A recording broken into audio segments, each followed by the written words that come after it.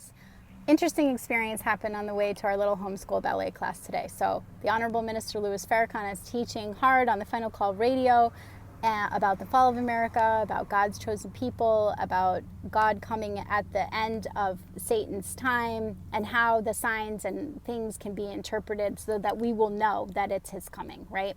How to interpret it. And I look out the passenger side window and on the highway, and there's Trump's airplane.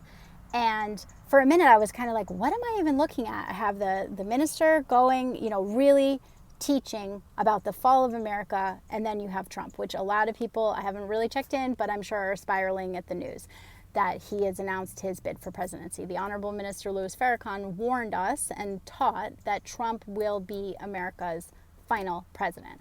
So my daughters are like, wait, so the fall of America is going to be before we're even, they're doing the math. 13? Are we going to be 14? Are we going to be 15? And they're like, why don't we leave America? And I said something to them that made me do this video.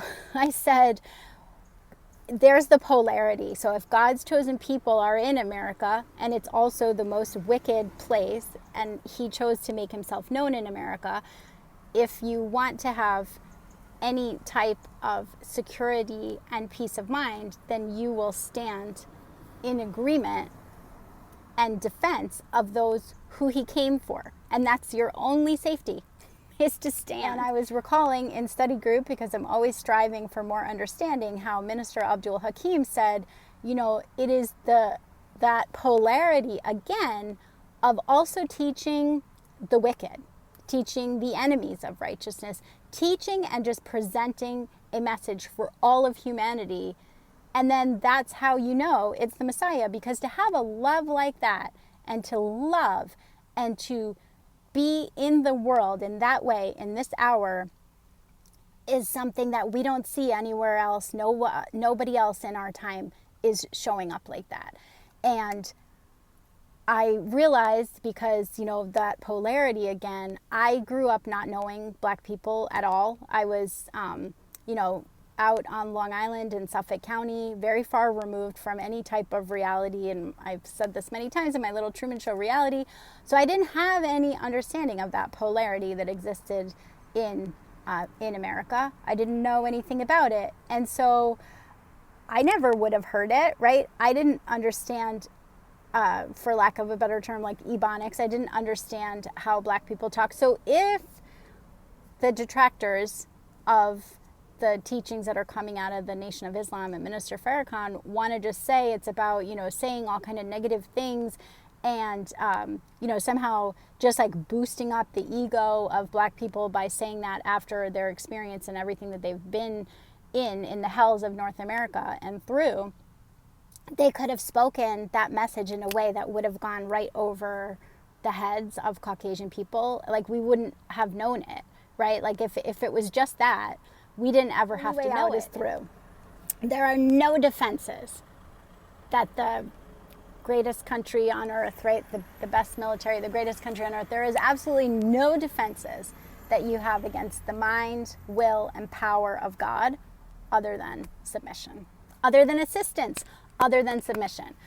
And, I listened to a lot of Miss Lauryn Hill. That was like my lifeline of feminine energetics of the teachings back in the day. I didn't have a lot of access to materials, so I would have within my mind planted what I heard already, and then she was the tender, the nurturer, the gardener of those sprouts in my mind, and she would water it. And her thing, in lines, but just like, it can't go down this way. Choose well, choose well, choose well. I have had a lot of children, and I think that having a lot of children, and then also being isolated, and just realizing the enormousness of the totality of the sickness of the mind of this world, and how only a remedy from God himself and the creator of all things, that scope of the masterful physician,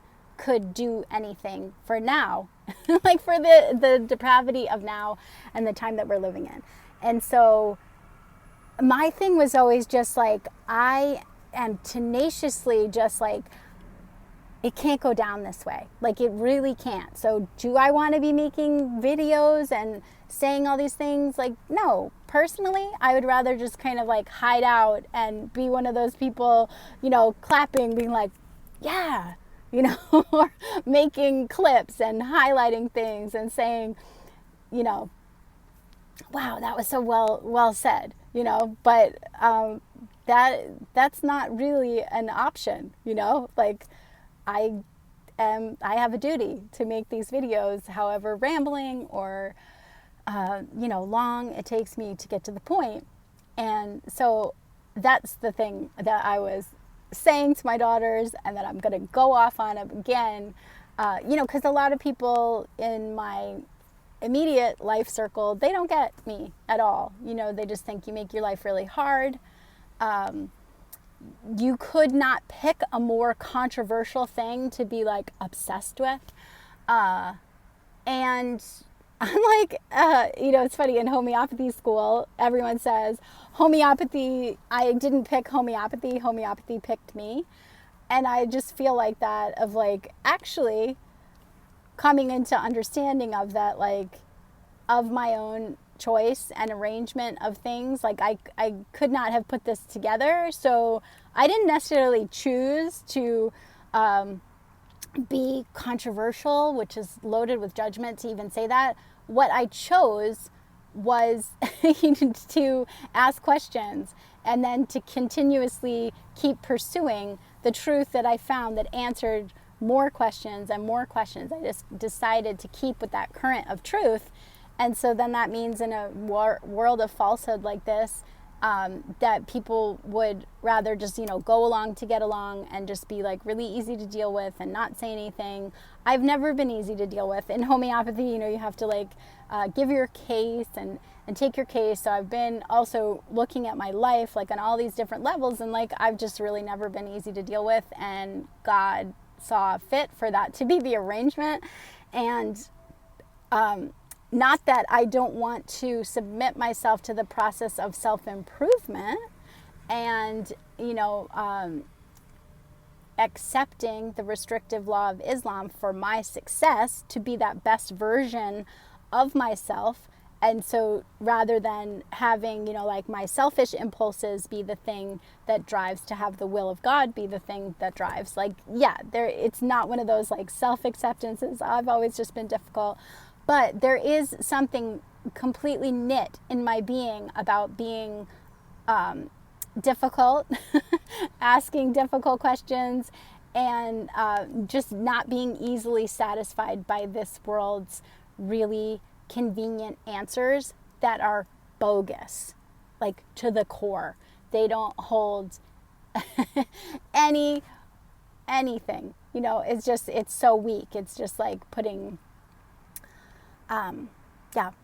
tissue paper in water, and it just like completely comes apart before your eyes. That's how I feel like the explanation of all things is right now. So seeing that plain on the tarmac and hearing the minister just reminded me of that, that the physician I need is God himself in the person of Mustafa Muhammad, and primarily.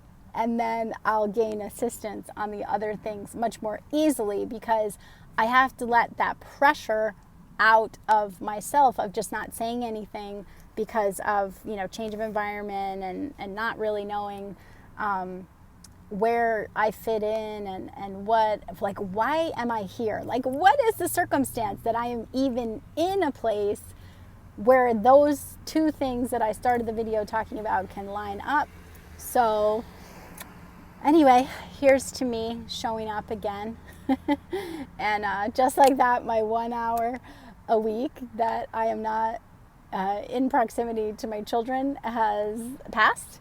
And so I'm going to end here, and you'll see me soon. All right, peace.